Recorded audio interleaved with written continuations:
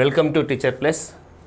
Right friends, ఈరోజు అభ్యసన సిద్ధాంతాల్లో ప్రధానమైనటువంటి సిద్ధాంతము అభ్యాస సిద్ధాంతాలకు ఆధారభూతమైనటువంటి బేసిక్ ప్రిన్సిపల్స్ అందించినటువంటి సిద్ధాంతము అదే థార్న్డైక్ ప్రతిపాదించినటువంటి యజ్ఞదోష సిద్ధాంతం, ట్రయల్ అండ్ ఎర్రర్.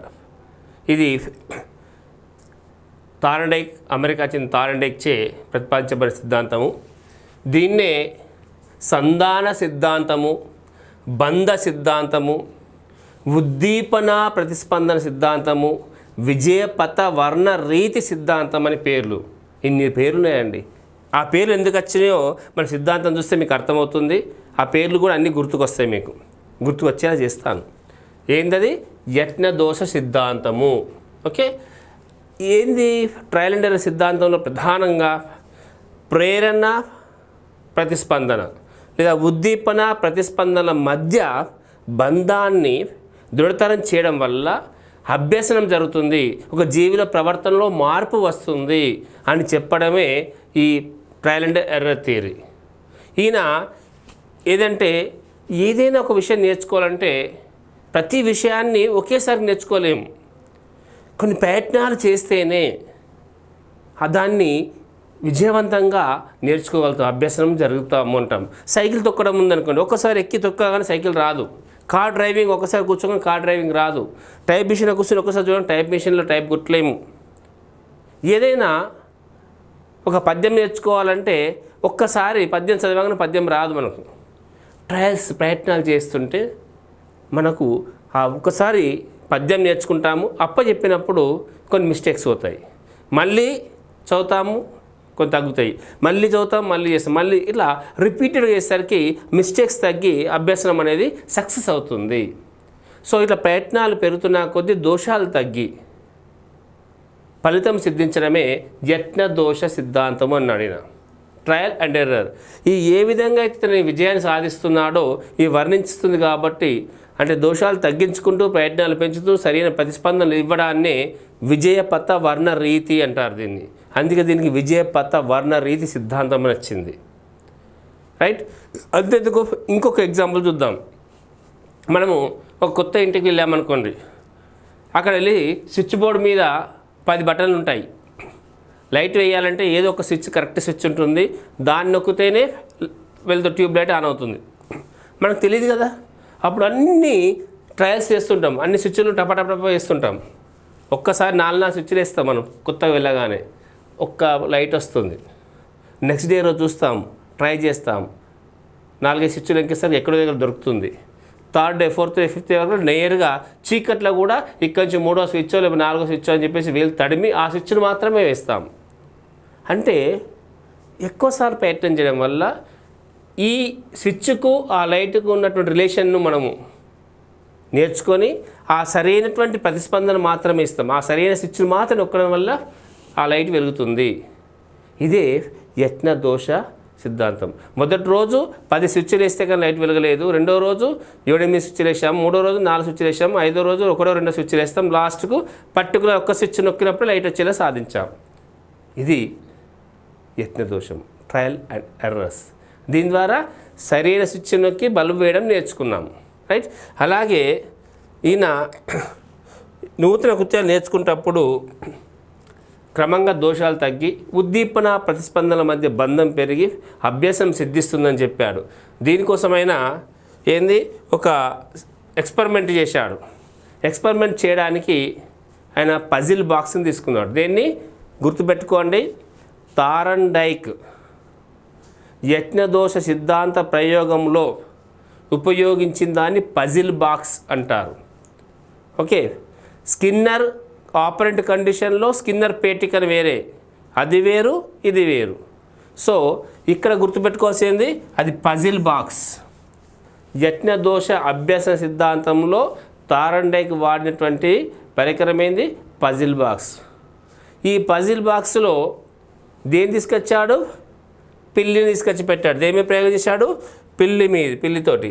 ఇక్కడ చూద్దాం, ఆ పిల్లికి ఏం చేశాడు? ఆకలితో ఉన్న పిల్లిని తీసుకొచ్చాడు. ఆకలితో ఉన్న పిల్లిని తీసుకొచ్చి ఆ పజిల్ బాక్స్లో క్లోజ్ చేశాడు. పెట్టేసి దానికి ఒక డోర్ పెడతాడు.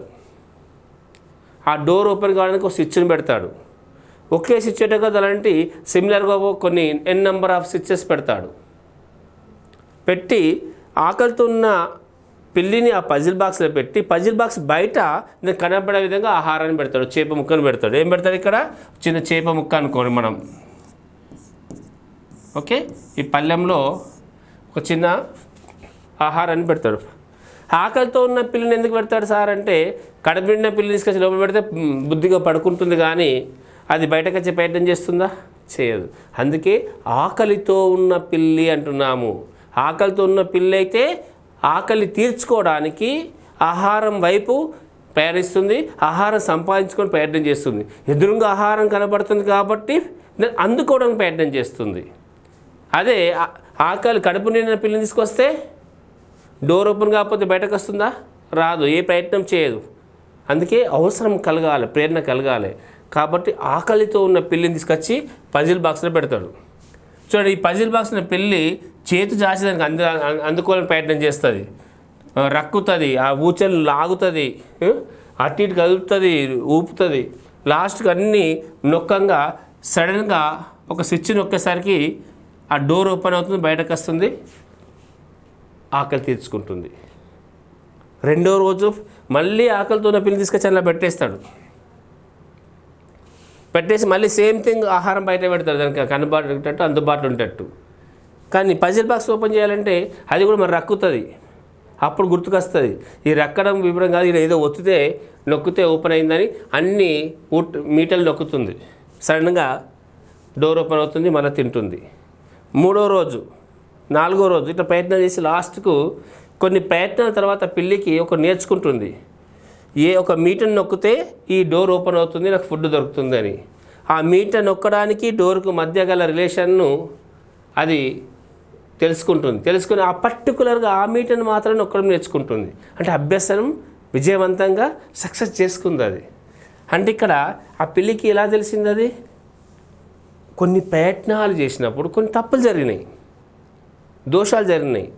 అధిగమిస్తూ మర్చిపోతూ కొత్త వాటిని పట్ల ఫోకస్ పెడుతూ సరైన ప్రతిస్పందన ఎంచుకోవడానికి ప్రయత్నం చేసి చివరికి విజయం సాధిస్తుంది.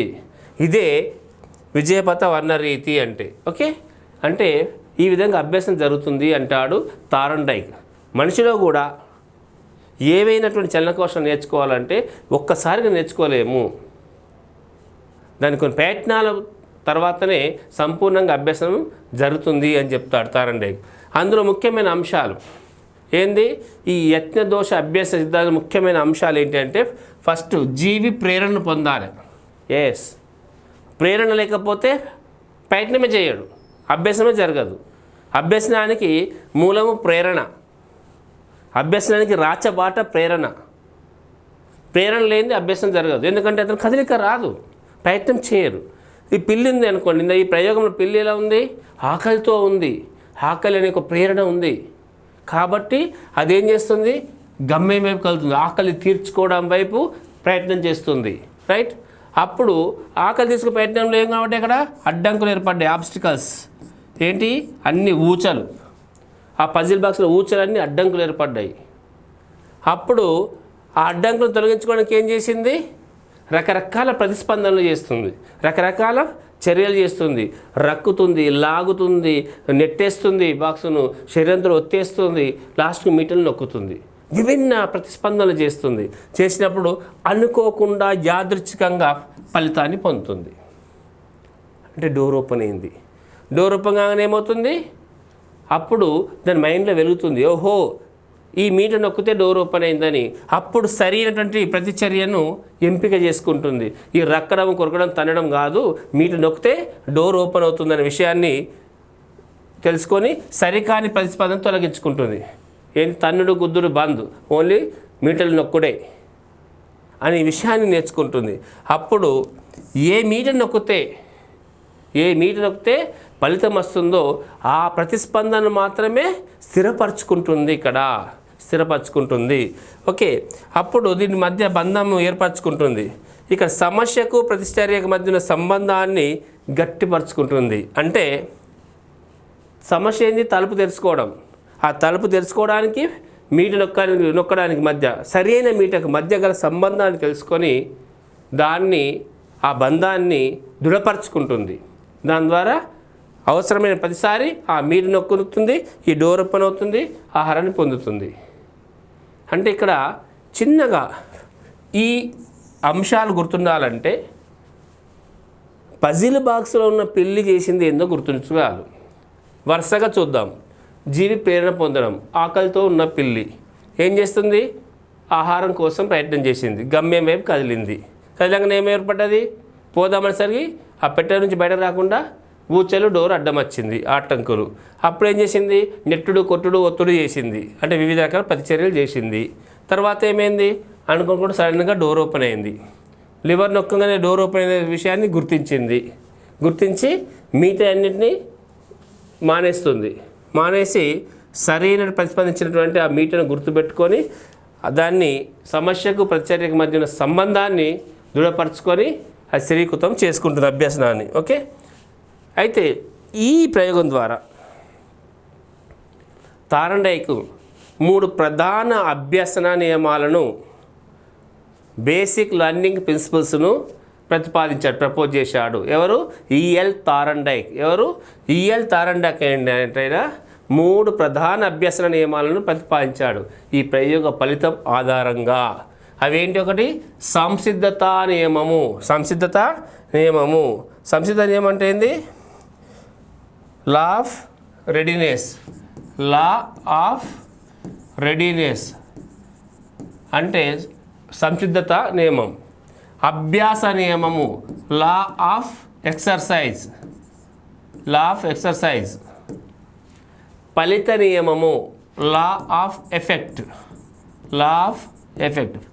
ఈ 3 నియమాలను ఆయన ప్రతిపాదించాడు. వీటిని బేసిక్ లెర్నింగ్ ప్రిన్సిపల్స్ అంటారు, ప్రధాన అభ్యసన నియమాలు అంటారు వీటిని. దీన్ని ఎవరు ప్రతిపాదించారు? EL Thorndike. దేని ఆధారంగా? యజ్ఞదోష సిద్ధాంత ప్రయోగం ఆధారంగా. ఆ ప్రయోగం ఏం వాడాడు?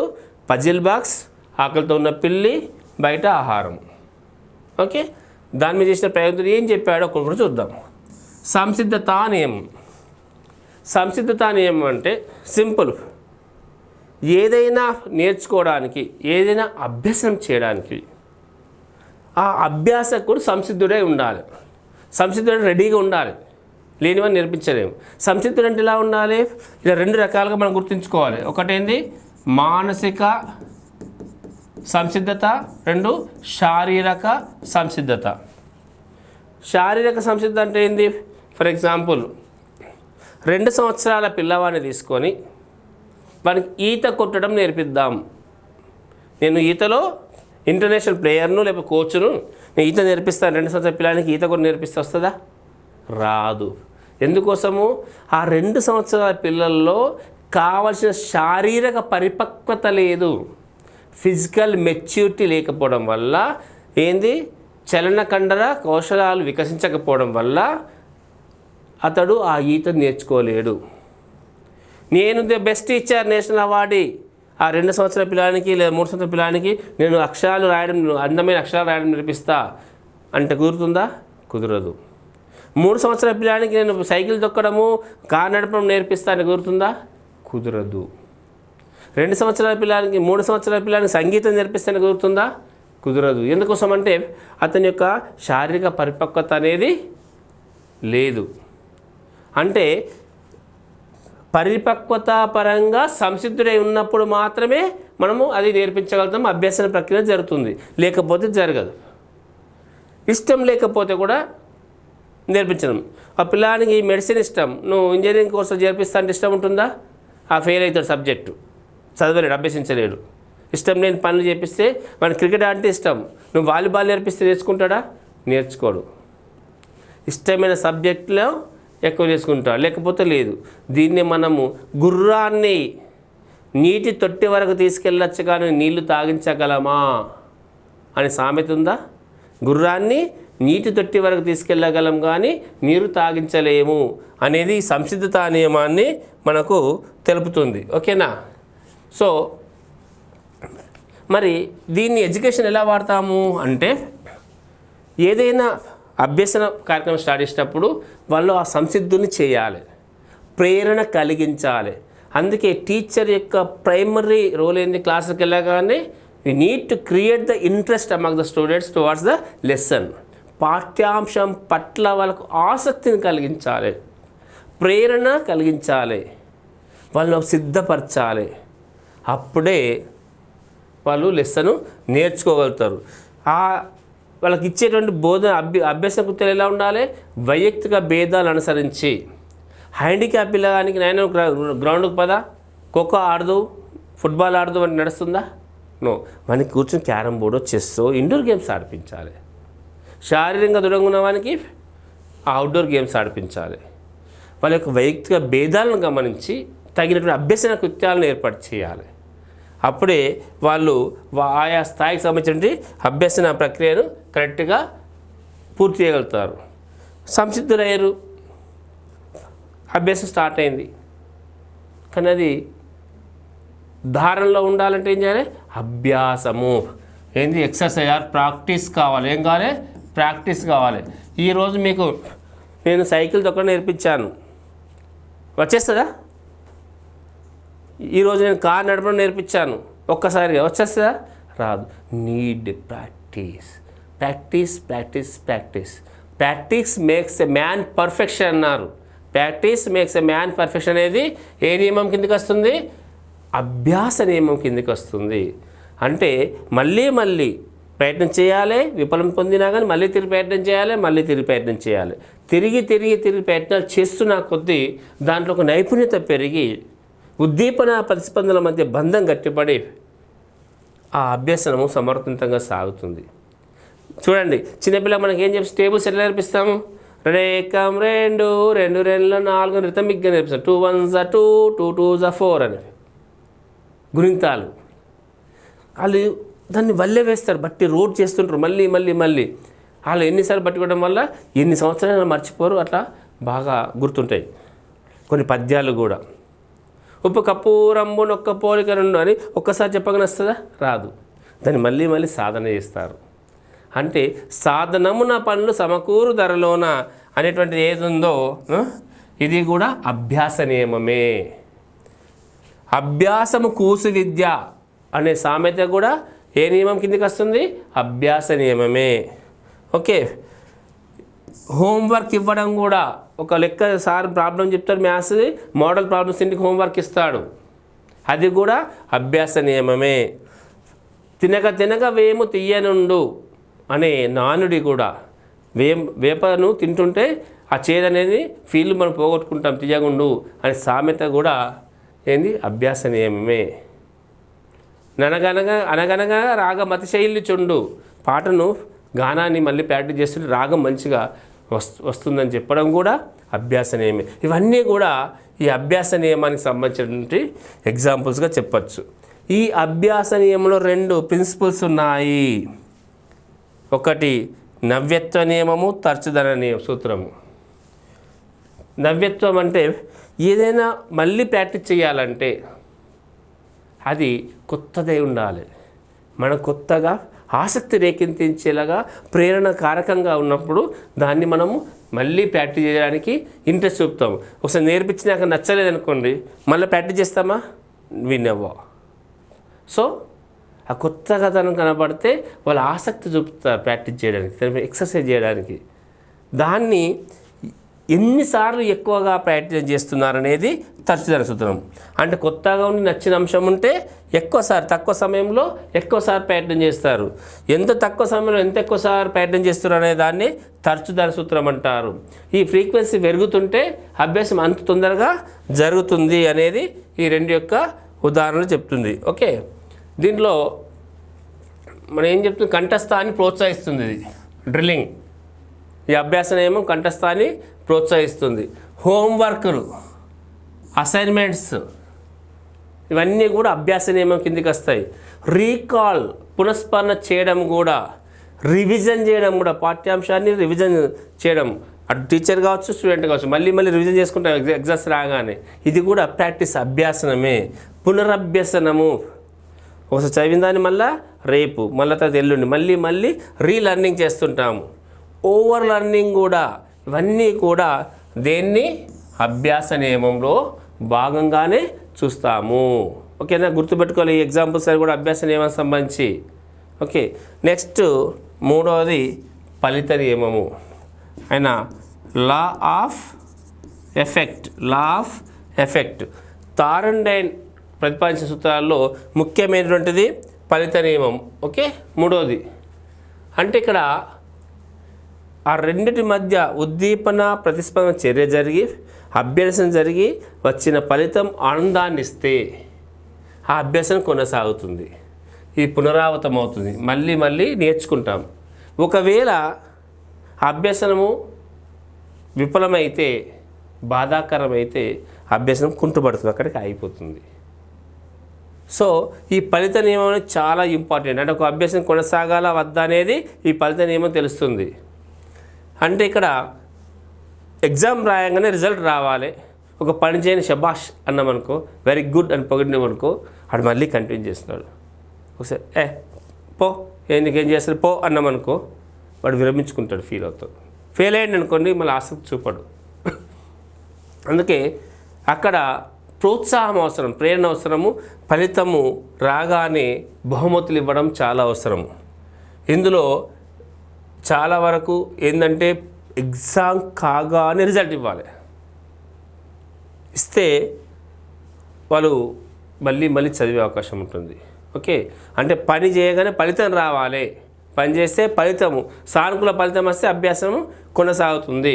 పనికి ఆహారం అంటే స్కిన్నర్ ప్రయోగం కనబడుతుంది. ఆపరేటివ్ కండిషన్లో ఏం చేస్తాడైనా సరైన ప్రతిస్పందనకు సరైన ఉద్దీపన ఇస్తాడు, ప్రతిస్పందనకు ఫలితం ఇస్తాడు, చేసిన పనికి బహుమతులు ఇస్తాడు.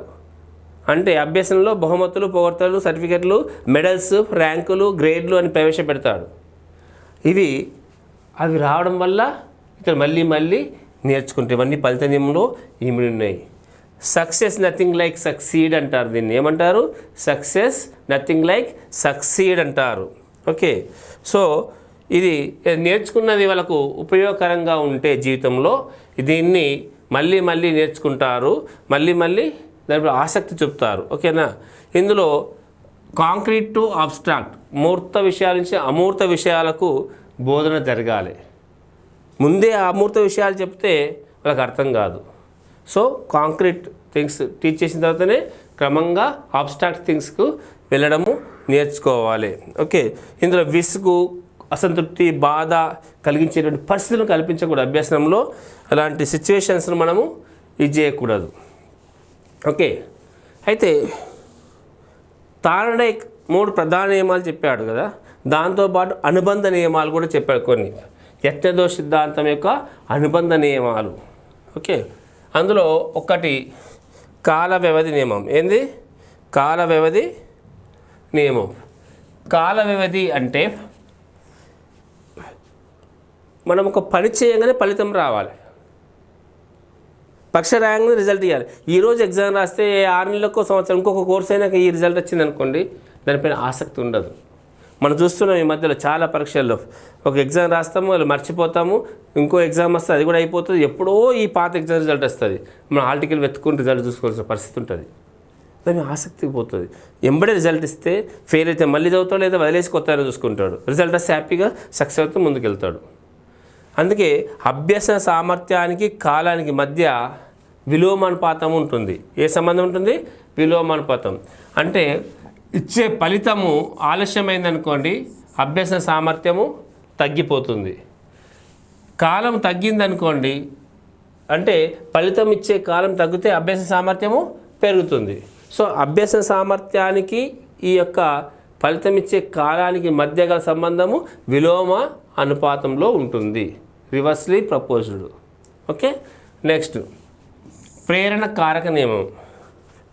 ఇక్కడ ఆ లర్నర్, అభ్యాసకుడు అభ్యసన ప్రక్రియను కొనసాగించాలంటే ప్రేరణ నిరంతరం అందిస్తూనే ఉండాలి. ప్రేరణ లేకపోతే ఈ కాంట్ డూ ఎనీథింగ్, ఈ నెవర్ ప్రాక్టీస్. అతడు అభ్యసనం చేయలేడు, సాధన చేయలేడు. కాబట్టి ఎప్పుడు ప్రేరణ అందిస్తుండాలి. ర్యాండంగా పర్టికులర్ ఇంటర్వెల్స్లో కూడా మనం నిరంతరం కానీ పర్టికులర్ ఇంటర్వెల్స్లో కానీ మనం ప్రేరణ అందిస్తుంటే అభ్యసనం కొనసాగుతుంది. ఇందులో సారూప్య నియమము, సాదృశ్య నియమం. సాదృశ్యం అంటే similarity, law of similarity principle. Okay, అంటే మనం నేర్చుకున్న అంశాలను సాదృశ్యమైనటువంటి పోలిక ఉన్నటువంటి ఇలాంటి మాదిరి మరొక అభ్యసనకృత్యం నేర్చుకోవడానికి సహకరించడం సాదృశ్య నియమం అంటారు. అభ్యసన బదలాయింపులో కూడా సిద్ధాంతం నుంచి మాట్లాడుకుంటాం మనం. అంటే ఫర్ ఎగ్జాంపుల్, పిల్లవాడు గోళీలు ఆడడం నేర్చుకున్నాడు చిన్నప్పుడు, గోట్లతో ఎత్తేసి కొట్టడం నేర్చుకున్న పిల్లవాడు తర్వాత క్యారమ్ బోర్డు ఆడేటప్పుడు చాలా ఈజీగా ఆట నేర్చుకుంటాడు. ఎందుకంటే కింద గోళీలు కొట్టడం అలవాటైన పిల్లవానికి క్యారమ్ బోర్డు కొట్టడం చాలా ఈజీ అవుతుంది. సైకిల్ తొక్కడం నేర్చుకున్న పిల్లవానికి బైక్ నడపడం తొందరగా వస్తుంది. ఎందుకంటే దాన్ని 2 వీలర్ను బ్యాలెన్స్ చేయడము, హ్యాండిల్ బ్యాలెన్స్ చేయడం నేర్చుకుంటాడు. కొత్తగా నేర్చుకోవాల్సింది గేర్లు వేయడము, యాక్సిలేటర్ తొక్కడము, స్పీడ్ పెంచడం లాంటివి, అంతే, క్లచ్లు ఇవన్నీ. సో అప్పుడు తొందరగా వస్తుంది. సైకిల్ తొక్కడం నేర్చుకున్న పిల్లవానికి బైక్ తొందరగా వస్తుంది. తర్వాత టైప్ మిషన్ మీద టైపింగ్ నేర్చుకున్న పిల్లవానికి కంప్యూటర్ కీబోర్డు మీద ప్రాక్టీస్ చేయడం చాలా సులభం అవుతుంది. సో దీన్నే ఇలా సులభమైన దాన్ని సాదృశ్య నియమము అన్నాడు, లేదా సారూప్య నియమం అని. నెక్స్ట్ సామీప్యతా సూత్రం, అసోసియేటివ్, సంసర్గం. ఒక విషయం చెప్పగానే ఒక టక్కన గుర్తుకొస్తుంది. బ్లాక్ బోర్డ్ అంటే చాక్ పీస్ అంటాం, చార్మినార్ అంటే హైదరాబాద్, బిర్యానీ అంటే హైదరాబాద్, ఆగ్రా అంటే తాజ్మహల్. ఒక విషయం చెప్పగానే ఇంకో టక్కన గుర్తుకొస్తుందిగా, దీన్నే సామీప్యత నియమం. అంటే ఒక దానికి సంసర్గం సంబంధించినటువంటి అసోసియేట్గా ఉన్నటువంటి అంశం గుర్తుకు రావడం ఏతుందో దాన్ని సంసర్గము లేదా సామీప్యతా సూత్రం అంటారు. అంటే పాఠ్యాంశాన్ని బోధించేటప్పుడు అలాంటి అంశాలను సంసర్గం చేస్తూ బోధించినట్లయితే, లేదా అభ్యసించేటప్పుడు అలాంటి అంశాలను పోల్చుకుంటూ అభ్యసించినట్లయితే అభ్యసనము సమర్థవంతంగా సాగుతుందని చెప్పేదే సామీప్యతా సూత్రం. నెక్స్ట్ సంబంధిత నియమం. సంబంధిత నియమం అనేసరికి ఏంది, పాఠ్యాంశం చెప్తున్నప్పుడు దానికి సంబంధం ఉన్న రిలవెంట్ ఎగ్జాంపుల్స్ ఇస్తూ, దానికి సంబంధించినటువంటి రిలవెంట్ ఉదాహరణలు కానీ ప్రయోగాలు కానీ చేస్తూ పాఠ్యాంశ బోధన చేసిన, అభ్యసనం చేసిన అది అభ్యసనం సమర్థవంతంగా సాగుతుంది. అంటే చెప్పే లెసన్కు, ఇచ్చే ఎగ్జాంపుల్కు, చెప్పే పాఠ్యాంశానికి, చేసే ప్రయోగానికి మధ్య సంబంధం ఉండాలి. ఉన్నప్పుడు దీన్ని రుజువు చేసేటువంటి ప్రయోగమై ఉండాలి. చదువుకున్న దాన్ని అక్కడ అనుభవంగా ప్రాక్టీస్ చేసేటువంటి ప్రయోగమై ఉండాలి. మనం ఇచ్చే ఉదాహరణ ఇక్కడ చదువుకున్న దానికి బయట సొసైటీలో చూసేదానికి కనబడాలి. అప్పుడు దాన్ని ఏమంటాము, సంబంధిత నియమం అంటారు. అట్లా ఇవ్వడం వల్ల, ఉదాహరణ ద్వారా పోల్చి చూసుకోవడం వల్ల ఇది అభ్యసనము మంచి సమర్థవంతంగా సాగుతుంది. నెక్స్ట్ పాక్షిక చర్య నియమం. అక్కడ అనేక ఉద్దీపనలు ఉంటాయి, అందులోకి ఏదైనా కూడా సెలెక్ట్ చేసుకుంటాడు.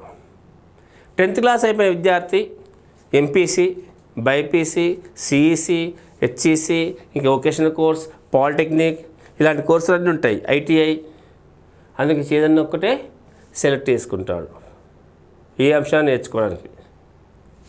అక్కడ cycle, bike, car, Luna, Activa అన్నీ ఉన్నాయి నేర్చుకోవడానికి.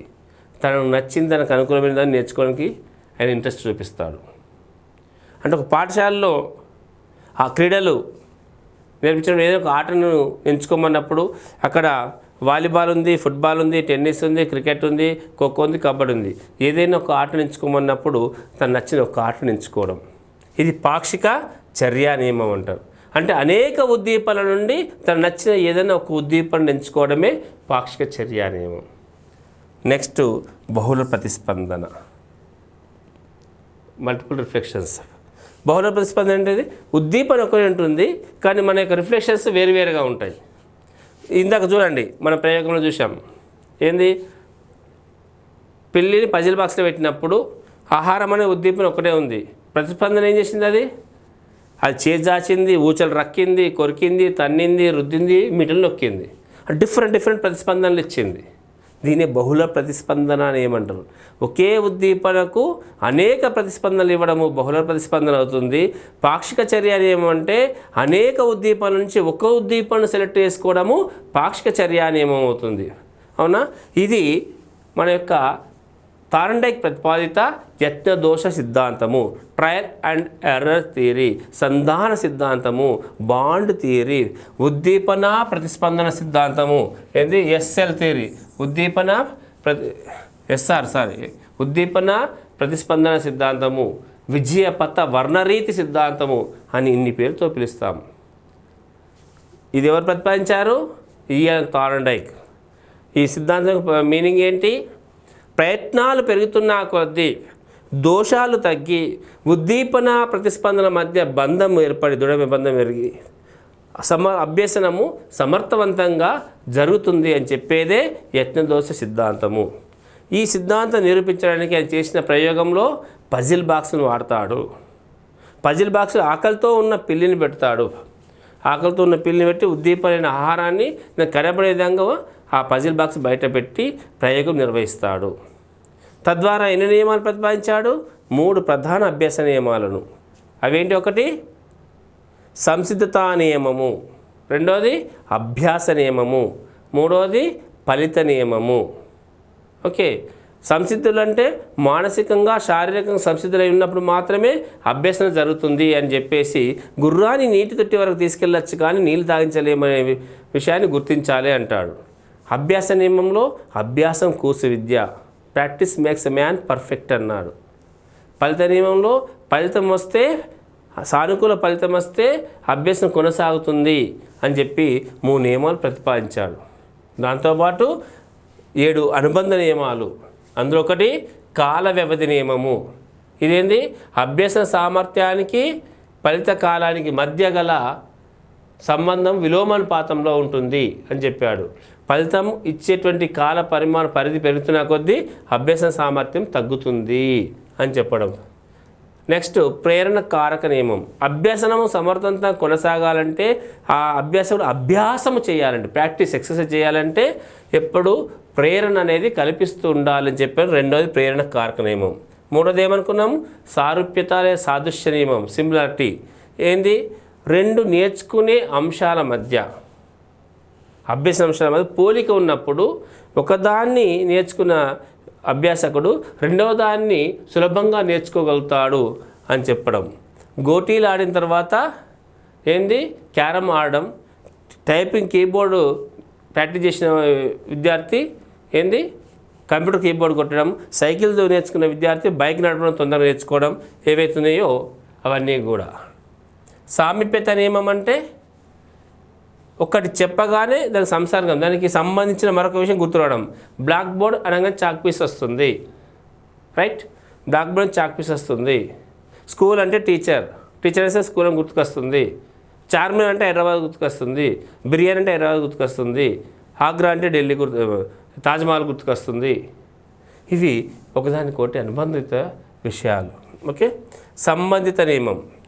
ఏదైనా పాఠ్యాంశం చెప్తున్నప్పుడు దానికి సంబంధించిన ఉదాహరణలు లేదా సంబంధించిన ప్రయోగాలు చేయడము సంబంధిత నియమం. అలా చేయడం వల్ల అభ్యసనము సమర్థవంతంగా ఉంటుంది అని చెప్పడం. పాక్షిక చర్య నియమం. అనేక ఉద్దీపనల నుంచి తను నచ్చిన ఒక ఉద్దీపన సెలెక్ట్ చేసుకోవడమే పాక్షిక చర్య నియమం. బహుళ ప్రతిస్పందన అంటే ఏంది? ఒకే ఉద్దీపనకు ఎక్కువ ప్రతిస్పందన చూపితే అది బహుళ ప్రతిస్పందన నియమము అంటారు. ఇది థార్న్డైక్ యొక్క సిద్ధాంతం. ఓకేనా? Thank you.